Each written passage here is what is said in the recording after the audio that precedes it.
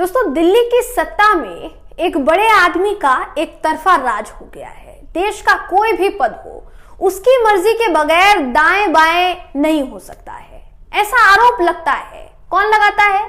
विपक्ष लगाता है उसी पार्टी पर, उसी सत्ता दल पर, कि दिल्ली के उस बड़े नेता ने सभी संवैधानिक पद और सभी संवैधानिक संस्थाओं को डरा कर रखा हुआ है, जिसकी वजह से संवैधानिक पदों पर बैठे लोग और संस्थाएं साहब के आगे नतमस्तक है। संसद में नंबर के दम पर यह शासक इतराता है। उसे पता है किसी ने भी चू चपड़ की तो संसद में एक बिल और वो अपने पद से या संस्था से साफ। नंबर की ताकत के सनक के आगे वो देश के सबसे बड़े संवैधानिक पदों पर बैठे लोगों को समझा रहा है कि मेरे आशीर्वाद के बगैर तुम्हारा भी राजनीतिक जीवन और तरक्की आसान नहीं है।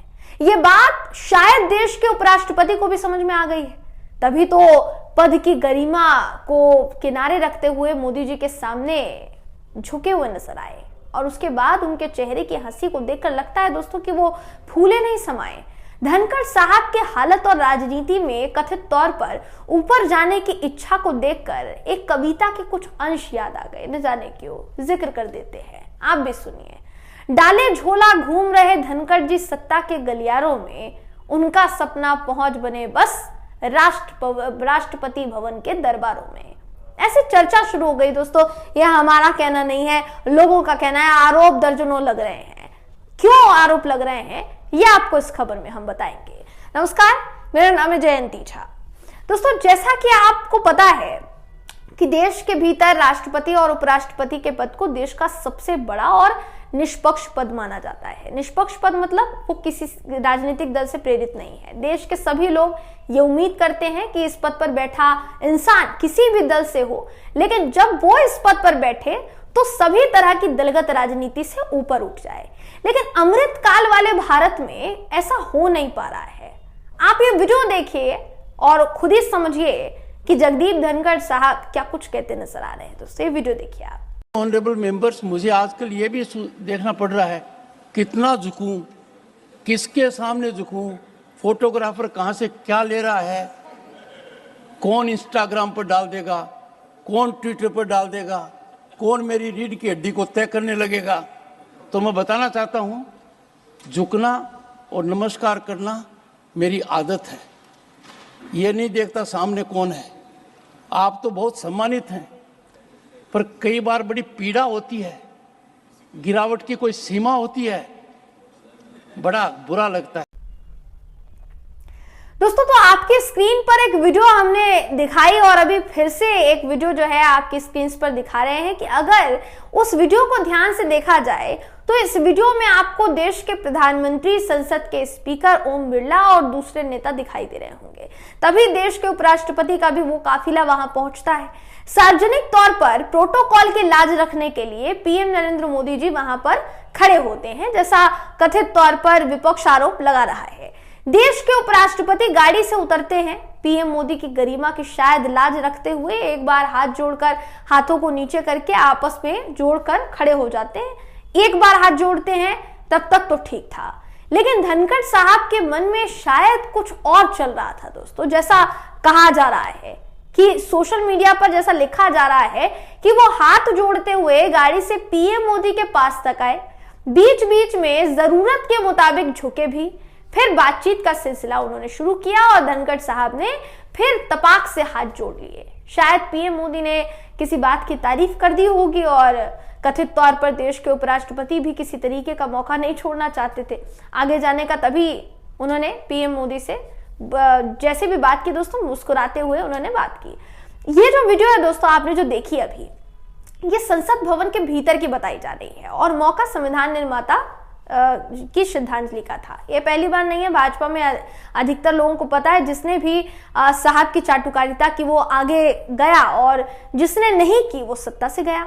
आपको याद होगा दोस्तों, सुमित्रा महाजन 16वीं लोकसभा स्पीकर, उस स्पीकर के पद पर बैठकर संपूर्ण न्याय करती थी। चाहे सत्ता पक्ष हो, विपक्ष हो, उनके लिए हर नेता एक ही था। सभी को वो एक ही तराजू पर तोलती थी और वो तराजू था समानता का तराजू। शायद साहब को पसंद नहीं आया और वो सत्ता के हाशिए पर चली गई।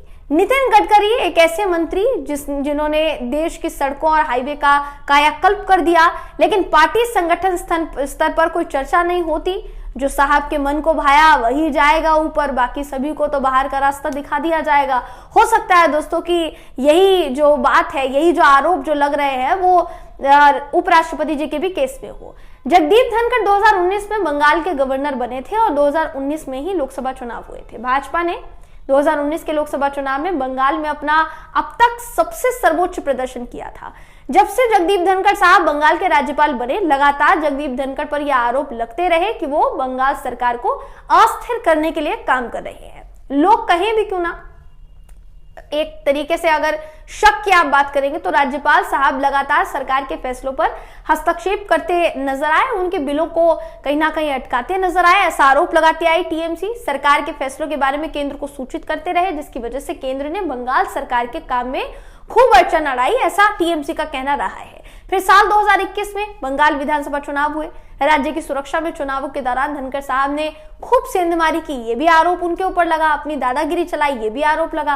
केंद्रीय सुरक्षा बलों को केंद्र के आदेश पर डिप्लॉय करवाया था, ये भी आरोप लगा। 2021 के चुनाव में 2 घटनाक्रम हुए। एक तो टीएमसी के बड़े नेता शुवेंदु अधिकारी भाजपा में शामिल हो गए और दूसरा ममता बनर्जी मामूली वोटों से हार गई।